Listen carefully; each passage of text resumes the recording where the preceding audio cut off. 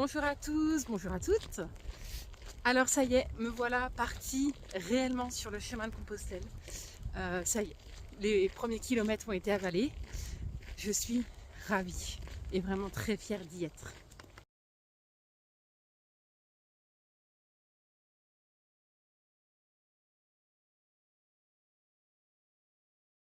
Ce matin, ça a été un petit peu chaotique.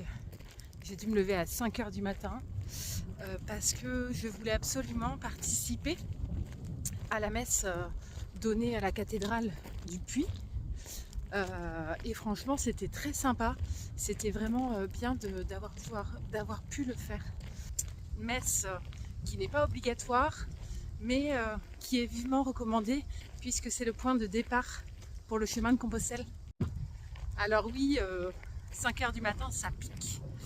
Mais en soi, j'ai quand même réussi à être en retard. Une messe qui commençait normalement à 7 h, bah moi je suis arrivée à 7 h 15. Voilà.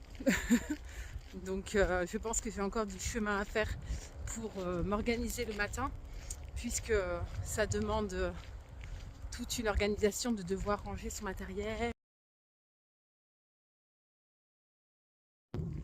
Regardez-moi cette vue magnifique. C'est bon, hein, de bon matin.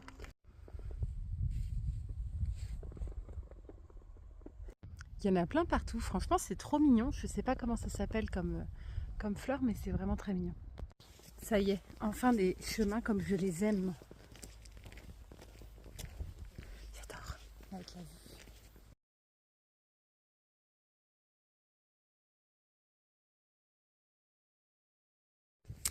Bon bah j'arrive presque à la fin de mon étape, il me reste encore une petite heure à marcher. Franchement, je suis trop bien. J'adore. Je vous ferai un petit débrief tout à l'heure sur l'ensemble de ma journée aujourd'hui de pèlerinage. Mais j'adore. Là, je suis vraiment, mais vraiment dans mon élément.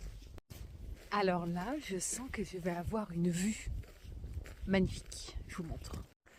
Regardez-moi ça. Je sens que la vue va être splendide.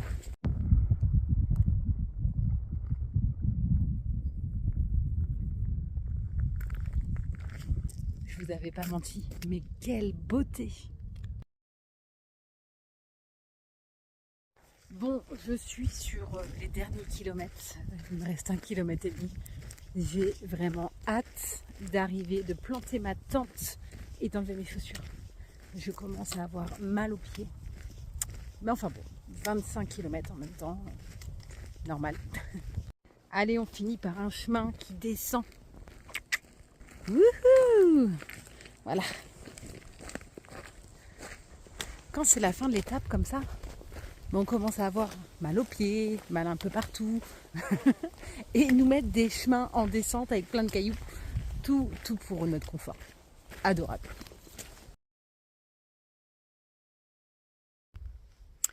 Alors me voici arrivée à Saint-Privat d'Allier. Je suis vraiment contente d'avoir fait cette première étape. C'était la première étape du chemin. Là, je me suis enfin installée. J'ai enlevé mes chaussures. Et je vais aller prendre une bonne douche parce que 25 km, c'est pas rien. Mais je suis vraiment contente. Et j'aurais pas pu rêver mieux comme emplacement. Vraiment, je suis bien. J'ai l'électricité à côté de ma tente. Qu'est-ce que ça fait du bien de prendre une bonne douche, de se mettre des affaires propres sur le dos et d'être au chaud. Franchement, ça fait du bien. Là, mon corps a besoin d'un petit peu de repos parce que mine de rien, on le dit souvent, on l'entend partout, les 3 premiers jours de marche sont les plus durs car le sac est lourd, mine de rien, et le corps est malmené. Donc là, moi, je suis à mon 2e jour puisque le premier jour, c'était au Puy-en-Velay avec mon sac à dos, mon sac à dos, mon gros sac de trek plutôt, ma grosse dame, où j'ai pu visiter la ville du Puy-en-Velay. Donc j'ai fait plusieurs kilomètres et aujourd'hui 25 km avec toujours cette grosse dame sur le dos. Là, je sens que mon corps a bien 34 ans et j'appréhende un peu demain. Mais je sais que ça sera le 3e jour, ça sera le plus dur. Et après, je serai une vraie fusée, donc ça ira.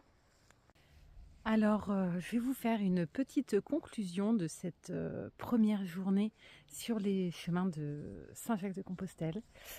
Et franchement, extraordinaire, mais ça je l'ai déjà dit. Vraiment, je regrette pas d'être allée à la messe. C'est un passage obligatoire à mon sens pour débuter le chemin.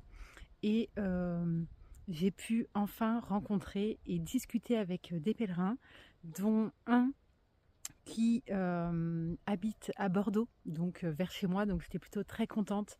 Et en plus, souvent on dit que sur le chemin, on rencontre pas les gens par hasard. Cette personne rencontrée, eh bien, il est issu d'une famille comme la mienne. Moi, j'ai 4 frères et 2 sœurs, et lui, ben, il a 4 sœurs et 2 frères. Il est aussi issu d'une famille nombreuse, donc j'ai trouvé ça excellent qu'il vienne de l'Ouest, et en plus de ça, qu'il soit euh, de la même catégorie familiale que moi. Donc c'était assez chouette.